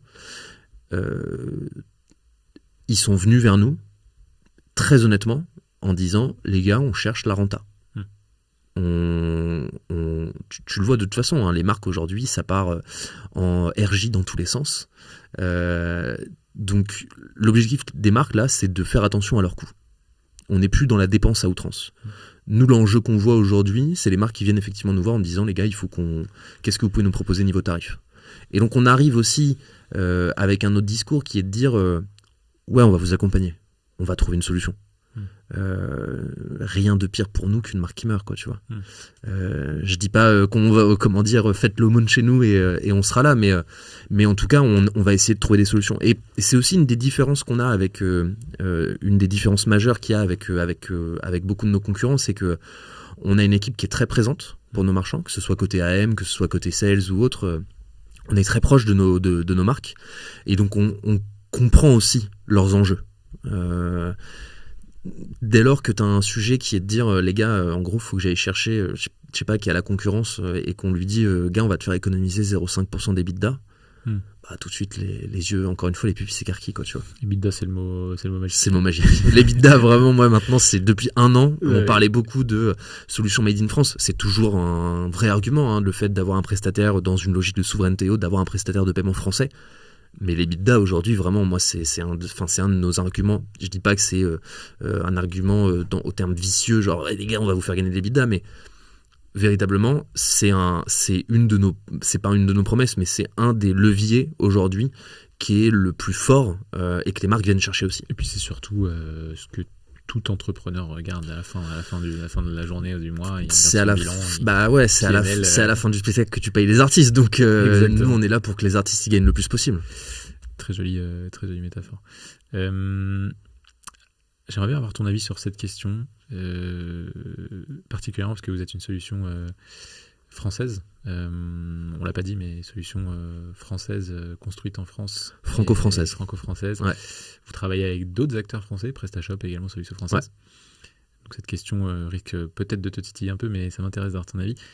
Est-ce que tu penses que le marché français manque d'ambition comparativement à d'autres? Je pense aux US, aux UK, entre autres. Wow. Je t'explique le fond de ma pensée dans cette question. On a des champions en France. On a des marques qui ont des très très belles success stories. Tu penses à qui? Horace par exemple, 900 Care, Dijon, tu as cité Typologie. Enfin, tu vois, on a quand même des dans l'e-com, mais après même dans la tech, bien sûr. Des contos. Mais tu parles de marques récentes plutôt. Plutôt récentes. Ouais. Après, on a des marques, historiques. C'est des groupes comme LVMH, etc. qui sont des champions à l'échelle, à même des échelles planétaires, tu vois, mais quand on dézoome, tu vois, et qu'on regarde la taille du marché, par exemple, américain, quand on regarde la vitesse de croissance et de déploiement que des marques qui démarrent en Australie, quand ils ouvrent le marché US, tu vois, le mode de pensée et l'échelle, entre guillemets, d'exécution, tu vois, et c'est pas la même ampleur. Nous, une réalité, c'est qu'on fait beaucoup de veille, par exemple, sur le marché US, parce qu'ils font tout 10 fois plus gros que nous. Moi, je fais partie, comme ça tu as tout le contexte, partie des personnes qui pensent qu'on n'a rien à envier aux US et qu'on a toutes les cartes en main pour faire du e-commerce français, e-commerce qui est sur le devant de la scène. Ça m'intéresse d'avoir ton avis, justement. Tu parles avec beaucoup de marques, tu vois un peu ce qui se fait, tu vois comment elles résonnent, où est-ce qu'elles se projettent, quelles sont leurs ambitions. Est-ce que tu partages ça ou pas? Je partage ça à 100%. Pour la raison suivante, c'est que aujourd'hui, on cherche trop à reproduire ce que font les US. J'ai souvent cette phrase, et pour le coup, je l'ai répété plusieurs fois. Ce qui se passe aux US aujourd'hui arrivera dans 5 ans en France. C'est le cas sur beaucoup de choses. Tu regardes d'un point de vue politique, tu regardes d'un point de vue, je sais pas, mode, cinéma, des choses comme ça. Enfin, le marché US, de par sa rayonnance, infuse sur l'Europe, d'une manière générale. Ça passe par le UK d'abord et ensuite ça vient chez nous. Je suis entièrement d'accord avec toi. On peut avoir aujourd'hui un e-commerce 100% français avec des marques francophones qui parlent, qui ont des noms français. C'est un exemple, alors, non français, bon, mauvais exemple, mais tu vois, je pense que l'exemple de Kabaya est l'exemple le plus parfait. C'est-à-dire que tu t'es construit en vendant des pompons, enfin des bonnets avec des pompons amovibles, tu t'es mis à faire des sacs à dos. Aujourd'hui, si je ne dis pas de bêtises, t'es dans les 5 premiers fabricants de textiles, sacs à dos textiles en France. Bah voilà, en fait, tu peux aujourd'hui faire rayonner un e-commerce et vivre à travers un e-commerce qui ne s'inspire en rien, ou en tout cas qui n'essaye pas de copier ce qui se passe aux US. Je mets en parallèle quand même, et je mets un peu de nuance, je pense qu'il est très important de s'inspirer, sans vouloir les copier, mais de s'inspirer de ce qui se passe aux US. L'exemple le plus parfait que j'ai, et encore une fois ça ne regarde que moi, je passe beaucoup de temps à éplucher Shopify et son App Store dans tous les sens. Lors de l'une des dernières, c'est les, je sais plus comment ils appellent ça, c'est les mid-year, en gros tous les 6 mois ils font une release de 150 features. Il y en avait une qui s'appelait Shopify Collective, qui pour moi est l'une des innovations majeures de ces 5 dernières années, qui malheureusement n'est pas encore disponible en France. Elle a été annoncée il y a quasiment 2 ans, donc c'est te dire encore une fois ce truc de ça se passe aux US, ça arrive dans 5 ans. Après elles sont basées là-bas. Voilà, c'est ça, ils sont basés là-bas, donc c'est le temps que ça se déploie technologiquement. Canadien d'ailleurs, Shopify. J'avais fait l'erreur une fois, on m'avait repris. 15 ans Canadiens, ouais, ils sont à Toronto. Ouais, tout à fait. Ils sont de Toronto ou d'Ottawa, je sais plus. Mais effectivement, ils sont canadiens. Et en fait, Collective permet à une marque, c'est une fonctionnalité de Shopify aux États-Unis, sur le marché nord-américain du moins. Collective permet à une marque de connecter son e-store à un e-store d'une autre marque. C'est-à-dire de connecter tes catalogues entre eux. Je suis un client d'une marque qui vend des shampoings. Si cette marque a connecté son catalogue à une marque Shopify qui vend des brosses à cheveux, et ben en fait je vais pouvoir acheter mon shampoing et acheter ma brosse à cheveux sur le même site. Comme si tu étais en supermarché, quoi. Exactement. Exactement. Donc en fait je pense que t'as plein de choses. Alors si tu prends l'exemple inverse, le social commerce injecté dans Shopify, c'est-à-dire le live shopping, c'est un truc qui a cartonné au Canada.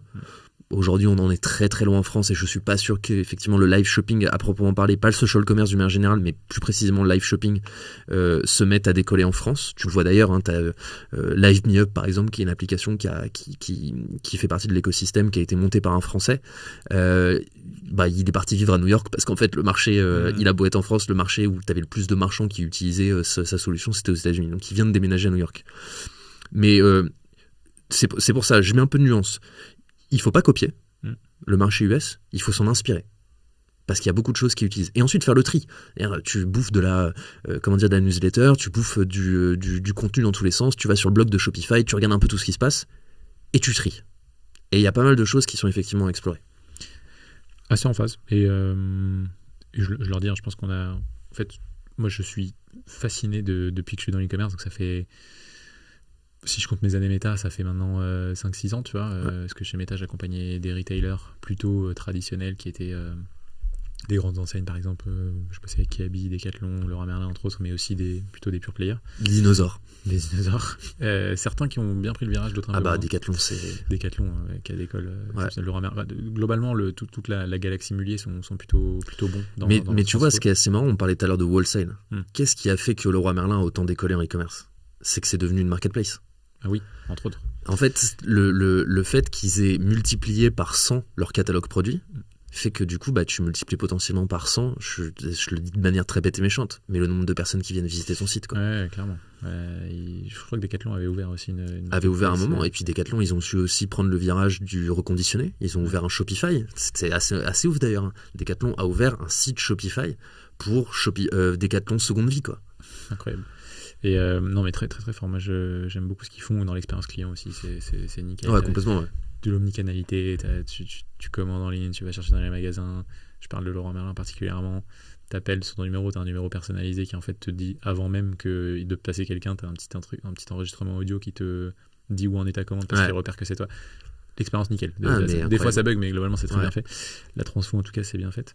J'en ai perdu le fil de ma question. L'omnicanal, c'est de là où tu voulais m'amener. Non. Pas forcément, mais on peut en toucher un mot. Voilà, il va nous falloir 1h30. Non, en vrai, je voulais dire, c'est que je suis assez d'accord avec toi.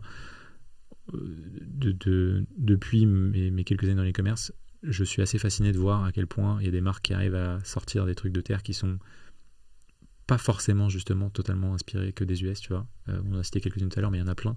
On accompagne aussi au quotidien où tu te dis trop cool, tu vois. Genre, tu es au cœur d'un écosystème qui est foisonnant d'idées, dans lequel tu as énormément d'énergie, dans lequel tu as envie, tu vois, entre guillemets, de construire des produits qui sont stylés, des expériences qui sont bien. Et je trouve que, on le dit pas assez, mais savoir-faire français là-dessus est plutôt complètement. Complètement. Enfin, tu regardes tout ce qui se fait en mode, tu regardes des marques comme Cézanne, plus récemment Basiste, j'en parlais encore avec leur agence tout à l'heure, mais ouais, t'as des choses énormes. Après, t'as aussi des marques qui ne veulent pas y aller. Je prends l'exemple d'une marque et comme ça on referme le tiroir, mais moi c'est une marque que j'adore parce que j'adore la créatrice, parce que ma femme est fan aussi, et c'est Amélie Pichard. Amélie Pichard, elle fabrique des sacs à main, mais c'est une marque, jamais elle ne pourra aller en e-commerce, tu vois, de e-commerce pur et dur, c'est-à-dire le Shopify avec des ads dans tous les sens et tout, parce qu'en fait t'as aussi des marques qui ne sont pas faites pour ça, et des entrepreneurs qui ne veulent pas construire ce genre d'histoire. Bien sûr. Si tu étais aujourd'hui CMO d'une DNVB ou d'une marque e-commerce ou retail, Paul-Louis, qu'est-ce que tu ferais? CMO. J'ai pas cette prétention. Sur quoi tu miserais? Tu veux dire au niveau d'un budget marketing? Ouais, où est-ce que tu te dirais, tu vois, où est-ce que tu poserais un peu tes pions, où tu te dirais ça, c'est des sujets sur lesquels il faut que je sois... Le wholesale. Ok. Le wholesale, le retail. Le e-commerce va pas bien. Maintenant, j'ai toujours cette phrase en tête, if you can't win, you change the rules. Tu vois. Enfin, le e-commerce va pas bien. Les coûts d'acquisition, et tu le sais mieux que personne, ont explosé ces 5 dernières années. Ce qui fonctionne, ce qui fonctionne. En France, on a besoin d'humains, on a besoin de contact. C'est aussi ça qui fait la différence. C'est pour ça qu'on ne doit pas s'imprégner bêtement et aveuglément du marché US. C'est qu'en France, on a besoin d'aller dans une boutique, on a besoin de voir un vendeur, on a besoin d'avoir du conseil et autres. Le wholesale est pour moi le point numéro 1 à explorer. Et une fois que tu es allé en wholesale et que tu te rends compte que tu as un public, que tu te rends compte que tu as une clientèle, que tu as une fidélité par essence, faut pas hésiter à tester en propre, quoi. Alors tester en propre, ça peut faire très peur parce que ça y est, on va rentrer dans des logiques de foncier ou autre. Il y a des boîtes formidables aujourd'hui, je l'évoquais très rapidement tout à l'heure, mais je pense à Share Client par exemple, qui accompagne des marques dans le déploiement sur des expériences retail. Donc ça peut être par exemple du pop-up store. Tu regardes par exemple ce que Duralex a fait avec cette agence-là, avec Maxime et son équipe. Duralex, c'est une boîte quand même où on connaît tous parce qu'on a tous eu le verre à la cantine. Duralex, ils ont ouvert un pop-up store, mais ils ont ouvert un pop-up store en respectant, en maintenant cette expérience qui est propre à tout un chacun, c'est-à-dire la pile de verre. Donc t'as pas d'étagère ou quoi, t'as juste des piles de verre. Et tu vas sélectionner tes verres que tu mets dans ton panier et que tu vas payer, tu vois. Et je pense que le pop-up store en ça est quelque chose d'assez révolutionnaire. Pour avoir travaillé dans le monde de la caisse enregistreuse auprès des restaurateurs, je sais à quel point tenir une boutique, en tout cas quand tu es commerçant d'une manière générale, tenir un magasin plus de 3 ans, c'est compliqué, c'est pour ça qu'on est sur des beaux 369 en France. Le pop-up store est une formidable manière de tester une offre, de tester une population, de tester un message aussi à faire passer. Le wholesale, enfin pour moi le point de vente en physique, je serais CMO, c'est la target numéro 1, quoi. C'est intéressant, c'est assez c'est à contre-courant de ce qu'on peut entendre, tu vois, enfin ce qu'on peut entendre globalement, tu vois, on se dit le e-com c'est en croissance assez rapide, la proportion que ça représente dans les achats en PIB c'est encore que dalle, donc c'est en train d'augmenter d'année en année. Je te modérerai un tout petit peu le discours, moi. En fait, c'est dur, le e-com. Je pense que c'est pas impossible. Je pense que c'est une porte d'entrée. De ouf. Je pense que là où tu as raison, c'est qu'en fait, pour être rentable sur un e-com et en faire un business qui tient dans la durée et qui te permet de ne pas être trop dépendant d'une seule plateforme d'acquisition, typiquement, je pense à Meta parce que c'est souvent là où ce vers quoi tendent les DNVB. T'as un 0 to 1 qui est énorme, tu vois, t'as beaucoup de coups à l'entrée, il faut que tu passes une certaine taille critique pour que le jeu envahisse la chandelle.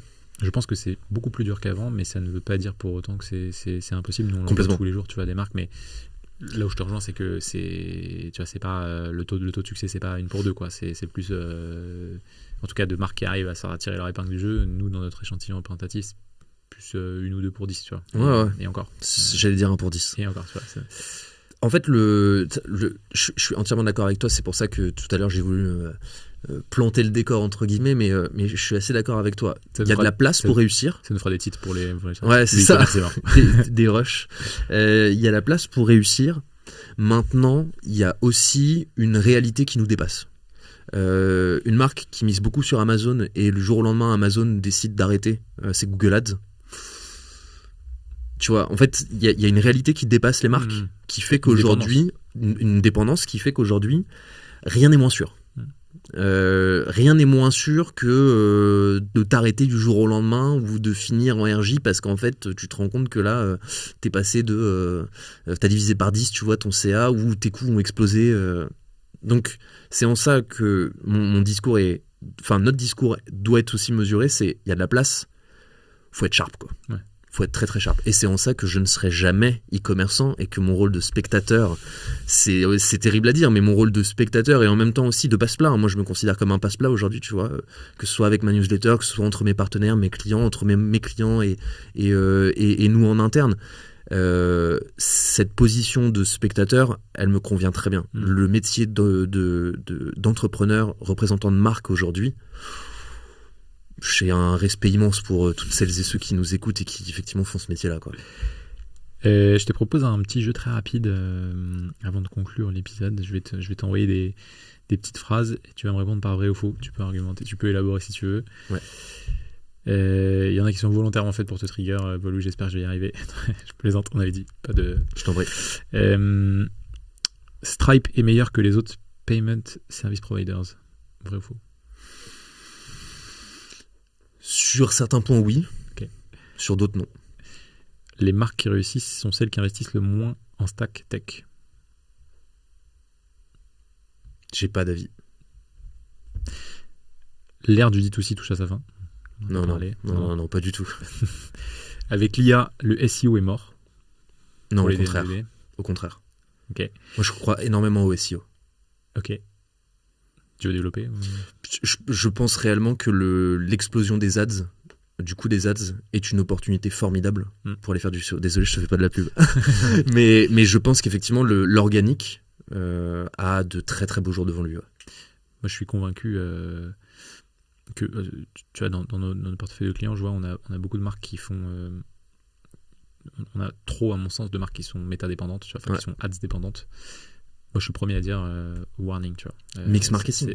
Mix marketing. Et je pense que le truc, c'est que les ads, en fait, c'est un peu le quick win, dans le sens où, une fois que ça marche, tu appuies sur l'accélérateur, ça avance, mais après, quand tu as 80% de ton trafic qui provient des ads, tu en es... c'est un peu de la drogue, quoi. T'as pas le choix, t'es obligé de t'en passer, et plus tu investis dedans, et moins ça te fait d'effet. Je sais pas si la métaphore est bien faite, mais t'as compris. J'ai bien compris. Et du coup, derrière, moi, je suis le premier à conseiller à nos clients et même plus largement aux marques avec qui on échange d'avoir un mix diversifié. Le SEO, pas facile en e-com. Il y en a qui sont très très bons là-dedans. Je pense à Okara, que tu dois connaître, qui est également passé sur ce podcast décidément, et qui, lui, je crois, 4 ou 500 000 visiteurs uniques par mois. C'est une grosse machine Okara, ouais. Alors après, cas particulier, ils ont plein d'inventaires, ils font ça depuis le début. PrestaShop d'ailleurs également. Et puis s'il nous écoute, d'ailleurs, est-ce que t'es sorti de ta 1.4 ou pas? C'est un running gag qu'on a entre nous. Non, mais le SEO peut être une machine incroyable. Je pense que le Shopify aussi a permis ça. C'est toute la facilité à construire un blog. Et à intégrer des fiches produits dedans, et donc à jouer avec ce blog de sorte à ce que ça devienne en fait une fiche produit géante, tu vois. Mais je suis assez aligné avec ça. Ouais. Et la dernière, qui fait quoi, ce qu'on s'est dit, le e-commerce français a 5 ans de retard sur les US. À 5 ans de retard dans son analyse. Ouais, le e-commerce français a 5 ans de retard dans son analyse de ce qu'est le e-commerce US. Okay. Mais le e-commerce français ne doit pas devenir comme le e-commerce US. Ok.